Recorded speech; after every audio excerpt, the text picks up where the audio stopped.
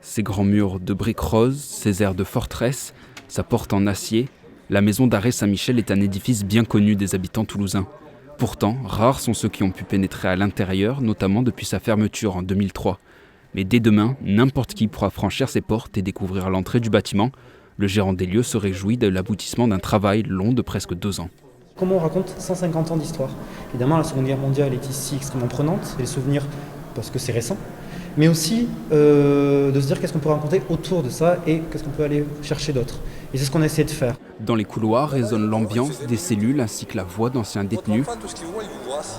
Plusieurs écrans et animations permettront de découvrir l'histoire de ce lieu marqué par la Seconde Guerre mondiale et l'occupation allemande. Afin de guider les visiteurs, une équipe de médiation est chargée de transmettre l'histoire de la prison Saint-Michel. Je suis là pour bien présenter ce site, animer aussi des ateliers à destination de différents publics, notamment des scolaires. On fait aussi beaucoup de la médiation volante avec mes collègues. Parmi les anciens détenus, Marcel Langer. Ce dernier a été enfermé et exécuté dans cette cour. Impossible néanmoins de déterminer avec précision les circonstances de sa mort. Il y a une analyse qui a été faite de ce poteau-là et les balles qu'on retrouve dedans ne seraient pas des balles allemandes. Donc on ne sait pas exactement où était le poteau, mais en tout cas on sait qu'ici, Marcel Langer a subi tout son martyre.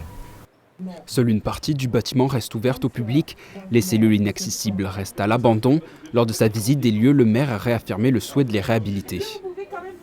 On a un grand projet pour la prison elle-même, l'ex-prison elle-même, un projet culturel, l'idée de faire une cité de la musique, et on est en train de discuter avec les autres autorités publiques. Le Castellet accueillera gratuitement les visiteurs dès jeudi pour une immersion dans l'histoire.